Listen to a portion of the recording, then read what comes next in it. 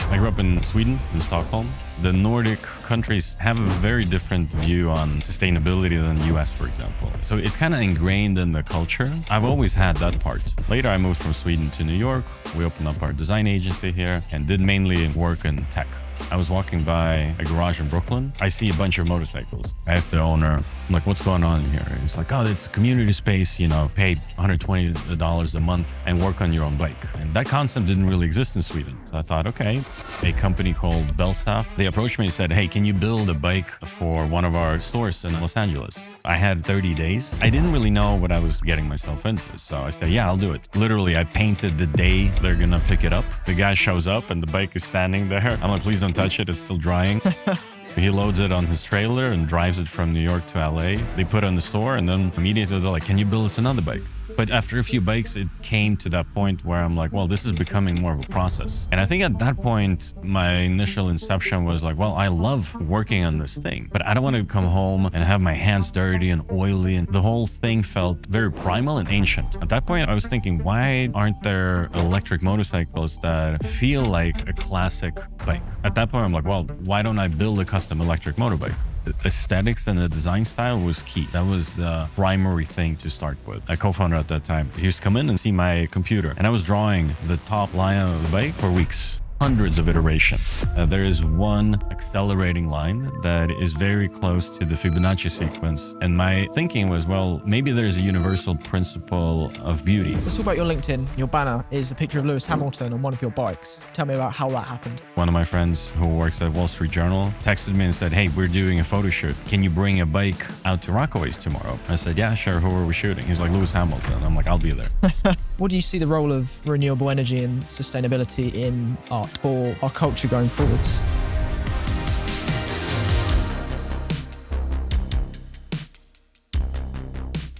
Hello and welcome back to CleanTalk, the show shining a spotlight on companies and professionals in the world of renewable energy and clean technology. And this is a very special USA edition of the show. I'm Luke. I run a video agency in the UK called Harman Visuals that works with companies in clean technology and renewable energy to enable climate transformation through data-driven storytelling. Today, I'm joined by Taras from Tarform, who designs motorbikes here in the States, but with a slight twist. Taras, thanks for coming on to the show. Good to have you. Welcome. Taras, walk me through your background. What led you to founding Tarform? Where did it start? I grew up in Sweden, in Stockholm, and at an early age, just gravitated towards old fields when it comes to design, technology, and something around mid-century design drew me in. So initially, it was furniture design. So I did some chairs and tables, just sketching when I was in my teens. And then there was always this sort of allure in the automotive world. And I had a bunch of vintage cars on my wall as a child, as I'm sure a lot of people had. It was a Ferrari, Lamborghini from the 70s, 80s. So I think that sort of primed my sense of aesthetics. And then later in my, maybe I think I was 18 or 19, motorcycles kind of caught my eye. But it was this kind of a prohibitive, dangerous kind of machine, and all the associations that come with motorcycles. So then I ventured into technology and opened up a design agency in Stockholm, and we did basically multidisciplinary design, everything from product development, branding, positioning. And then one of my friends bought a motorbike and just rode it over, and I saw it parked. I'm like, dude, what the hell? Why did you buy a motorcycle? Like, it's not a rational thing to do at all. But he's like, oh, you should try it out. I'm like, no, I'm not riding that thing. That's crazy. There's no way I'm riding a motorcycle. And then obviously we were hanging out and, just seeing, like being in the presence of this machine. It was something about it. And so later I was just Googling on the Swedish equivalent of Craigslist. And I found this Yamaha from 1982 vintage bike, and it was slightly customized. But the design of it was so minimal, and like I haven't seen a motorcycle like that before. So I called the guy. I'm like, I'll take it. And I think I paid $3,000 or something for it. I didn't have a motorcycle license. I didn't know how to ride. And uh, asked my friend to drive it over to my house. And from then on, just sort of started learning how to ride a motorcycle back in the back streets, in the woods of Sweden. And just got captivated with sort of not just the motorcycle experience, but the design and the engineering aspect behind it. How does having an eye for design and engineering affect the way that you use a product? It's everything, and the more like you can look at it from just a basic user experience perspective. How do you interact with products around you? Most people, unless you're in the field, um, rarely do we pay attention to how does a thing make me feel. Not on the conscious level. Usually, it happens on the subconscious level, right? Um, Everything from the way you use a mobile app. If the user experience, if the visual design is crafted carefully, everything's seamless. But if you sort of run into friction, as they call it, it makes you feel frustrated. And the same behavior can be applied to basically any product that you interact with. And sort of being in the design space and understanding all the layers of how do you bring a product to life from an early sketch, an idea usually, to a final product, and what is that cycle? And I think part of a part of what we're trying to do with Tarform today is not just to build a product, but how do we spend more time and intention on each step? So does this product need to exist? And especially if we live, in a world of where sustainability is increasingly important. Um, Therefore, it's essential for designers or any product developers to spend more time thinking about where do our products come from? Where do the materials come from? What's their lifespans? What happens to them end of life? And this is a fairly new conversation because most of the time, or if we look back in the last 50 years, once the world sort of became industrialized, everything became optimized for mass manufacturing, mass standardization. We need things immediately, which means that the costs need to be driven dramatically, which also means that the quality is Suffers. greatly sacrificed. Yeah. Tell me more. So you've said there were specific aesthetics and design styles that really caught your eye and kind of captivated you. Yeah. How did that grow into something a lot more technical and commercial in the sense of, now you know how a motorbike works. You don't just like the look of it. Yeah. What was the transition in that? If we go back to the first bike I bought, so I took it for a ride, and immediately I wanted to kind of give it a different sort of personality. Like I wanted to have it as a reflection of what I liked, and I started taking the bike apart. I didn't know what was under it. I had no idea how an internal combustion engine worked. But just taking the tank off, taking the seat off, and I'm looking at this thing, and I'm like, I don't know what the hell this is. And once you begin that process, you can't really go back, or at least I couldn't. So 2 days later, it was completely torn apart. And I was looking at this carburetor. I didn't know what the hell a carburetor was, what it did. And then, YouTube. I'm like, what is a carburetor? How do you take apart a carburetor from a Yamaha XS200? And it was just a rabbit hole. Like, I'm like, well, now I have to learn how to put it back together because I don't know how these components work, So then you have to sort of learn, the basic principles of internal combustion engine, how air fuel mixture works, and like it's a bottomless, hole, as you can imagine. But that process really got me really curious, like to fully understand the mechanics and the inner workings of this machine. Mm-hmm. So if before I was more interested in sort of the surface layer design and aesthetics, this opened up a completely different field of engineering and mechanics. So then I sort of put my own spin on the bike and just did very basic customization. I changed the seat, I rattle sprayed the tank, black, and kind of made the bike feel like, oh, this is what I like. And then fast forward a couple of years later, I moved from Sweden to New York. We opened up our design agency here and did mainly work in tech. And then I was walking by a garage in Brooklyn, and kind of a space maybe 3 times bigger than this, and I see a bunch of motorcycles, and I kind of walk in, and there's some tools on the wall, and um, I ask the owner, I'm like, "What's going on here?" And he's like, "Oh, it's a community space. You know, you can pay $120 a month and work on your own bike." And that concept didn't really exist in Sweden.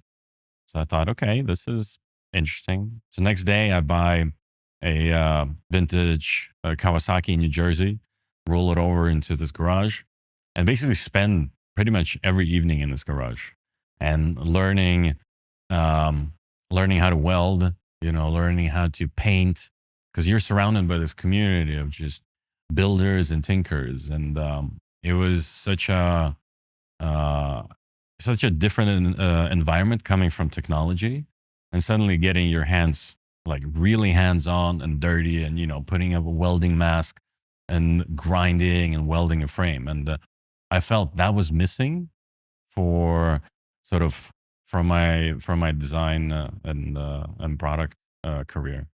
um and then it was like really a bug, so if daytime I was just building apps, helping startups with everything visual identity, pitch decks, and then the evenings just grinding and welding. So like the dichotomy between that Yeah. was quite interesting. Um, and then quite by coincidence, a company called Belstaff. Maybe you've heard of them. It's a British heritage fashion company. Okay. They've been, I think, around for 100 years, and they do a beautiful sort of tailored classic motorcycle clothing. And they approached me and said, "Hey, can you build a bike um, for one of our stores in Los Angeles?" And I've never done like a custom professional build, so I said, "Yeah, of course." And I had, I think, 30 days to build a bike, which is a lot. It's not a lot of time. Did you feel under a lot of pressure to get it done? Not at that point, because I didn't really know what I was getting myself into. So I said, "Yeah, I'll do it." In 30 days, you're gonna have a custom bike you can put in your display window. Um, so I go home and immediately started looking for used British bikes, and I find a Triumph from the '70s, a Triumph Daytona, terrible shape, like it's just a rust bucket, and I buy it and basically start the same process, taking it apart down to every part and kind of figuring out like how do we kind of make this bike into a classic cafe racer, um, which is if you're from UK, most people know that a classic British cafe racer comes from the sort of 1970s culture, where people were taking standard bikes, stripping away everything that's non essential, and then just converting them into these street racers. And they were going kind of from Was that the mods? Was that what it was called? I think there was one of the communities that was called. Yeah, they all had different groups and names. So it kind of gave birth to this cafe racer culture, and I kind of wanted to honor that. So the bike need to feel like a 1970s cafe racer. So I started searching a bunch of parts on eBay, and kind of figuring out like how should this look like, because I didn't want it to look like a stock Triumph, like it just came out, a catalog. Um, so I go to the shop every day, like not understanding how much work this is. And the deeper sort of I go, the more I realize how time intensive it is. But I finish it. Literally, I painted the day they're gonna pick it up. And then the guy shows up and the bike is standing there. I'm like, "Please don't touch it. It's still drying." So he loads it on his trailer and drives it from New York to LA. Wow. They put it on the store, and then almost, immediately they're like, "Can you build us another bike?" And so I started doing this and building these bikes to all of their stores from New York, LA, London, Tokyo, Munich, and started to sort of realize like, wow, okay, is this a potential career for me? Like, should I leave technology and begin building custom motorcycles? Like, it's just, it felt at that point quite alluring, but not realistic. Okay. And because it's such a tedious process, and it's more, I saw it more as like a art passion and less of a business. Something where the process is where it's about the journey, not the destination sort of thing. So you're not so worried about timescales because you're Exactly. enjoying the process. Yeah. But after a few bikes, it came to that point where I'm like, well, this is becoming more of a process, and do I want to keep doing this? And I think at that point, my initial inception was like, well, I love working on this thing. Like there's something captivating about a motorcycle, but I don't want to, come home and have my hands dirty and oily and you're just smelling of gas. It felt something, the whole thing felt very primal and ancient. At that point, I was thinking, why aren't there electric motorcycles that feel like a classic bike? And at that point, I'm like, well, why don't I build a custom electric motorbike? And then I started sort of expanding the idea and thought, well, why don't we start an electric motorcycle brand? And what would that look like? How do we kind of revive the iconic spirit of a British cafe racer, but obviously incorporate all the technology that is available today? Making it electric was an obvious. I'm trying to unravel the way that you sort of process art, because for a lot of people that maybe are less artistic, it's like a product does a job, so the design doesn't matter. Or not everybody says that, but what really deeply inspires you? And I know you said it's to some degree it's subconscious when it comes to the appreciation of aesthetics. What really inspires you to like almost like preserve a specific aesthetic, but incorporating obviously sustainable and new technology? What's making you keep that? I think like most of the things, it's a kind of a gradual process of evolution that the more you do something, the more you dedicate yourself into a specific discipline, certain insights arise naturally, and at that point, I've spent 10 years in the field of design, and not just one discipline, but multiple disciplines. Because I personally didn't want to like, oh, I'm just going to be a UI designer, Sure. or I'm just going to be, a video guy, and I studied 3D graphics animation. So I wanted to explore all disciplines and kind of figure out how do I puzzle them together. Yeah. And product design and so on. Um, and the motorcycle contained all of those disciplines. So it gave me an opportunity to kind of like, oh, let me apply everything I've learned in the spectrum of design, and then see, where do I want to hone in this whole thing, from establishing the brand to the visual identity of it, the look and feel of not just the motorcycle, but what does Tarform represent? What are the values? And aesthetics and the design style was key. That was the primary thing to start with. And it literally began with the first couple of lines of the bike, where I knew that in order for us to make something different, like the design of the bike needs to be different. It can't look like, oh, here's uh, a modern bike, Sure. and it can't look too much like a vintage bike. So the intention was like, how do we find that balance between something that's recognizable? So you look at it and like it has characteristics of like the 70s, 60s design, but it also looks towards the future and what might the future look like, and kind of finding and dialing in that balance. But um, personally, I was always inspired by natural elements. So looking at the shape of leaves and trees and waves, there seem to be recurring patterns and Yep. shapes, how everything in nature grows. And I think my sort of preference has always been in that space, and the bike became kind of a representation of that. So essentially, the whole motorcycle is designed with one line. So if you really begin to look at it, there is one accelerating line that is very close to the Fibonacci sequence.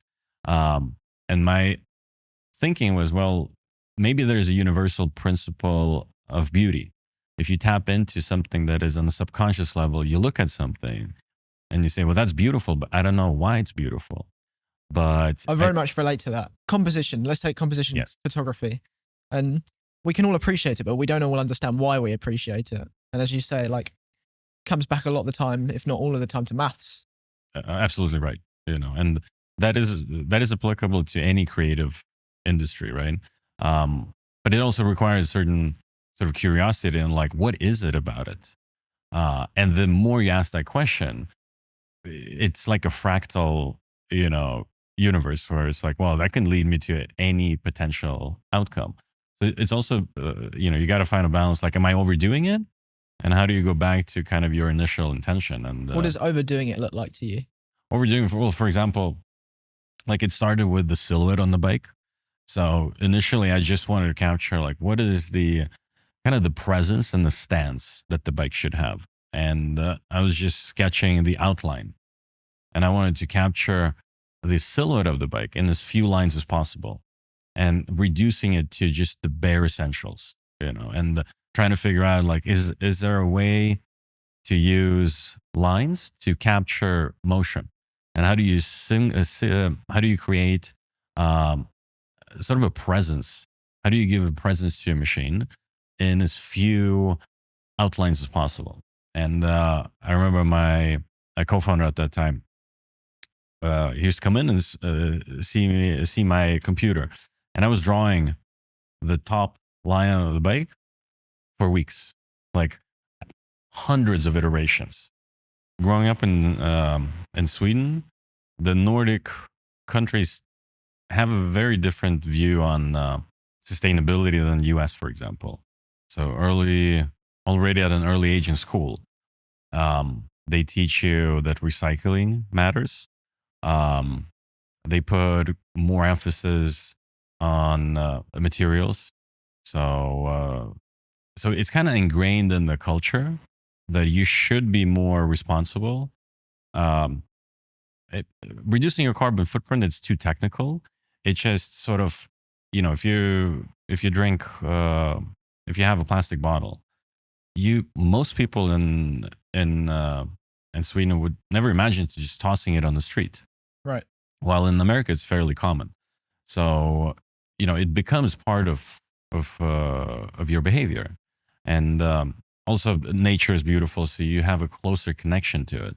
So I've always had that part, but then the second part is just coming home and realizing the materials you work with sort of traditional manufacturing methods are incredibly toxic. So the paints, you use the primers, the VOC, which is the smell, the toxic smell from paint, resins that you use, all of that, your body absorbs all of that. Right. And the more time I spent in the shop, the more I realized this is not stuff I want to be around. So when we decided, okay, let's build a Tarform, and besides making it electric, which was an obvious choice, we started thinking, well, is there a way for us to also look at all of these materials that are used in the automotive industry that are really toxic, but they've been there for so long that people are just using it by default. Right. So we said, well, can we start eliminating, for example, injection molded, petroleum-based plastics as the first step? Can we start looking into biomaterials? Can we start looking into recyclable materials? And I sort of began this process of mapping out what are the things that go into the construction of the bike. So it became more of a challenge, and also kind of a demonstration that, well, if we're going to build something new, um, can we kind of rethink the entire cycle from sort of sketch, design, manufacturing, and that became one of the cornerstones of Tarform. Is how do we try to not just reduce the carbon footprint during the manufacturing, but how do we also highlight the materials that go into the bike and begin having a conversation with the consumer and bring awareness to say, well, the reason why we spent 2 years developing a plant-based alternative um, is because of these reasons. Or the reason why we don't use petroleum-based vinyls on the seats and we use biomaterials um, is because vinyl, it ends up in a landfill and it takes hundreds of years for it to biodegrade. The modern consumer is becoming more aware, and they want to know, where do our products come from, who made them, what happens to them end of life. So it became, a very important thing for us. You mentioned growing up in Sweden and the culture shift here Hmm. to a place where there's more consumerism. People are happier throwing things by the wayside on the street. What's your impression about the US public opinion when it comes to sustainability and public responsibility as well? Hmm. I know in the UK there's more of an emphasis on it, but there's this weird dynamic where there's a lot of emphasis to take responsibility for your energy consumption and your carbon footprint, as you said, which in and of itself is a can of worms that has a lot of moving parts. And a lot of the time pressure is put onto people to invest in technology to reduce their energy consumption or make it more efficient, like get solar panels, which is great, but a lot of lower income families can't afford that in the UK. There's always this kind of like push and pull in the culture, a bit of a conflict where you've got people that do care, people that don't care, people that pretend they care, and people that care but can't do much about it because the technology isn't within their reach. What's it like in America? I think it's the same. I would say, coming from Europe, I think Europe is more advanced in terms of policies and culture. So it's easier for people to adopt those behaviors and feel a greater sense of responsibility. US is slightly lagging. And I think it has to do with, again, lack of education. It's not a priority in schools to educate people about sustainability. Maybe it is becoming now, but not 5, 10 years ago. Like, sustainability was not a word. Um, the government has a lot to do with it. Even though there's a lot of initiatives to move towards regenerative energy in America, it's still happening slowly. But I think a big part of it is the corporations that are not taking any responsibility on their end. And the story that most people have been told is that it's your problem that you're not recycling, that you should be the one reducing your carbon footprint. You should live a more sustainable lifestyle.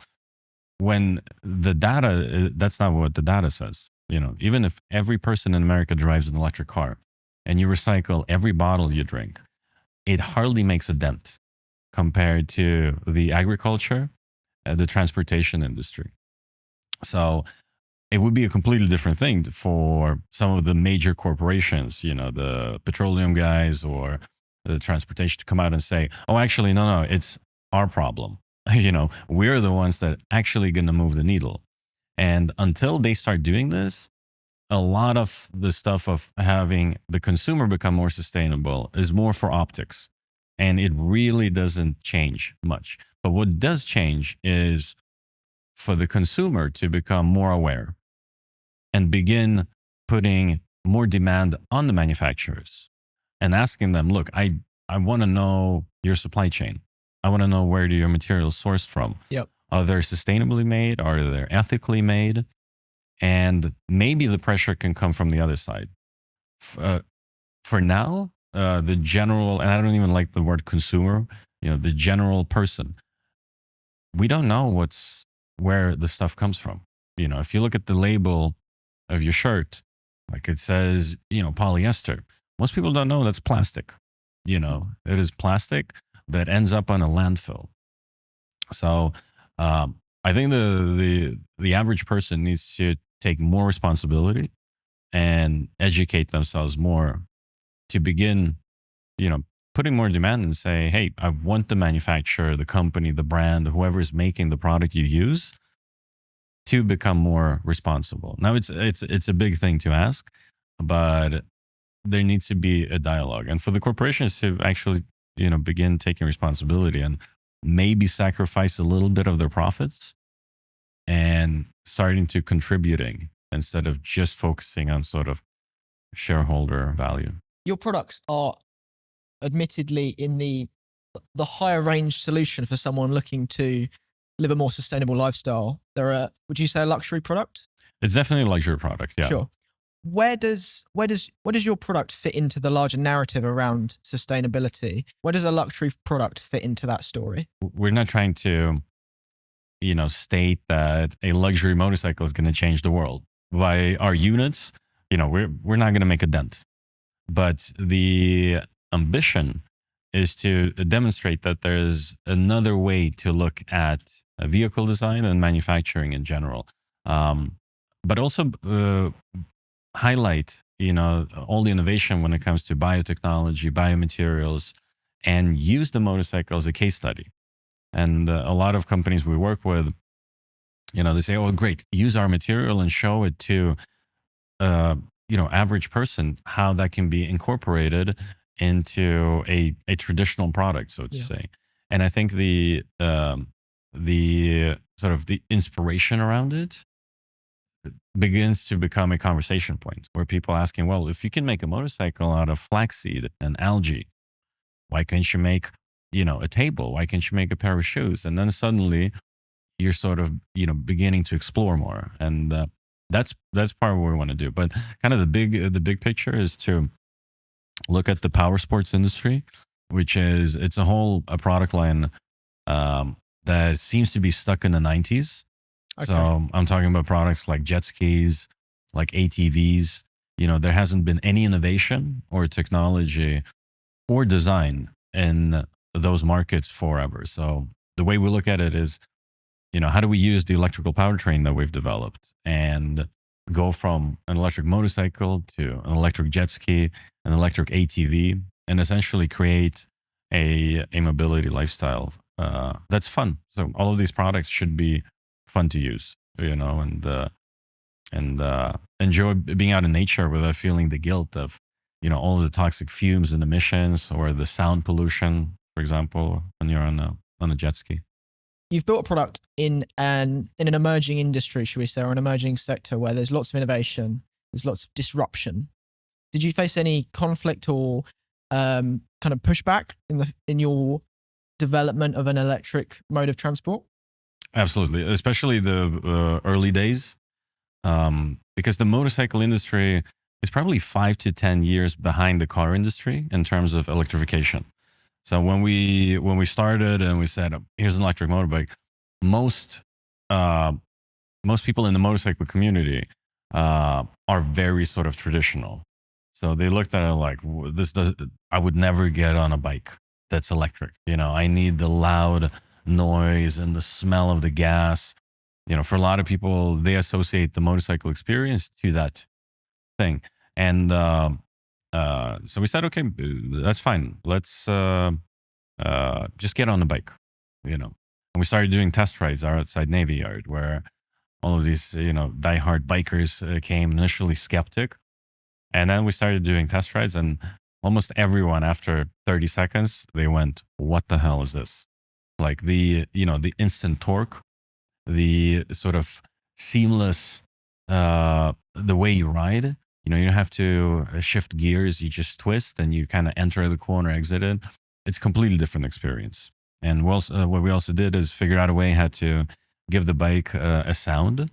So we extract the hum from the motor and then basically amplify it through an acoustic resonator. So that was a part of it, but also a lot of resistance in terms of the narrative that EVs aren't more sustainable until we move towards regenerative energy sources, and a lot of skepticism, around range. So range anxiety is a thing, even though on a motorcycle, very few people ride 100 miles on one go. This is a product for urban mobility, lightweight mobility. So a lot of those narratives you sort of have to, approach from a standpoint that, okay, well, you figure it out and you try it. And the media has done a lot of disservice of spreading information that's not true a lot around electrical vehicles. You talked about the sensory appeal of the product. Are you trying to sell the sensory appeal of an electric motorbike using the same kind of approach that, say, like a gas motorbike retailer would use? So when we launched the brand and the bike, we still don't do any marketing really, and we're not trying to sort of sell it to say, Sure. hey, this is a better alternative than anything out there. It was more from the lens of this is what we did. This is our take on where we believe the future is headed, and here's some of the features on the bike that just provides a better experience. And what we noticed is that people who became attracted by this, a lot of them are not motorcycle riders. So a lot of them are the people coming from creative industries, technology, who never really saw themselves as a motorcycle person because of the whole stigma of what it means to being a biker, you know. And we sort of positioned this more of here is a design product which has clean technology that happens to be a motorcycle, and obviously all the connectivity that comes with it, and the sort of the digitization attracts a person that's more interested in technology than someone who spends their time in a shop, welding and grinding. Yeah. But then we also have a community of people who are traditional bikers that have a number of internal combustion motorcycles and are looking towards sort of like what's new out there. Like here's a new experience, and how do I enjoy the motorcycle experience in a different format? Let's talk about your LinkedIn. I've done with my previous guests, I've deconstructed their LinkedIn profiles a little bit with little quirky things like one person was a chocolate lover, so I wanted to know why that needed to go on their LinkedIn. Your background, your banner is a picture of Lewis Hamilton on one of your bikes. Tell me about how that happened. So Lewis, obviously, one of the fastest people in the world, and he is a huge bike lover. And there was a fun event where one of my friends, who works at Wall Street Journal, texted me and said, "Hey, we're doing a photo shoot. Can you bring a bike out to Rockaways tomorrow?" I said, "Yeah, sure. Who are we shooting?" He's like, "Lewis Hamilton." I'm like, "I'll be there." And I jump on the bike and ride out to an abandoned airfield out in Queens, and basically spent a whole day with Lewis there shooting, and he was riding a bike doing a burnout. And yeah, that became a cover shot for Wall Street Journal. So it felt great, to have your product and one of the greatest drivers in the world doing some burnouts on it. I've found this really interesting because you're not somebody who's kind of like one-dimensionally focused on sustainability. You're an artist and you're an engineer, and those things combine to make a really interesting story. Pinning back to renewables, as an artist, what do you see the role of renewable energy and sustainability in your discipline, and also the wider disciplines of art for our culture going forwards? It's a big question. I think it depends on the field, but specifically what I'm motivated by is intersection of biotechnology, art, and engineering, and how do we begin making products and really harnessing nature's intelligence and bringing in the infinite amount of ingenuity and engineering that nature has been doing for billions of years. How do we become more aware of those processes? Yeah. And begin merging them with our conventional understanding of science? And I think that's a completely untapped field for now. And there's some amazing people that are on that path. So I think the future is not just electrical, but how do we begin as a community to realize a role that we're living on an earth with finite amount of resources, and we need to understand that this is a closed loop cycle. And if we choose to keep creating products, we have to figure out different ways how to make them. And it begins with the first sort of intention and a napkin sketch of what do I extract from earth? How do I convert it into something that, I call a product. And then what happens to that after? And if you choose to bring something physical, we have to become more aware of that cycle and see how does it fit into the whole thing, and how does everyone become a contributor to it, not a consumer. What does this look like for you specifically going forwards? Have you got any plans for new models? What else is on your radar for the future? So our immediate goal is to scale our production. That's it. Can I just say I find that really exciting. Like that's awesome. Taking the product and making more of it. Yes. So we got tons of demand for the bike, and we're figuring out how do we go from sort of a luxury bespoke one by one, build here in Brooklyn, to scaling it and dropping the prices so the bike become more affordable. In a couple of weeks, we're going to be launching a new model of the bike, which we call the Tarform Vero, which is going to be priced around 16,000, which widely opens the market sort of potential. So really excited about that. We also launched a concept design of an electric jet ski that is still just in sort of, the design phases. So excited to start prototyping on that and bringing that to market. So tons of exciting, cool stuff. Taras, it's been a pleasure. Thank you so much for joining me. My pleasure. Thank you. Thanks for tuning in to the USA edition of CleanTalk Season 1. It's been a pleasure talking with Taras today, and I'm really excited to see this audience grow and put more content out as the weeks go forward. So tune in for our next one. We'll see you soon.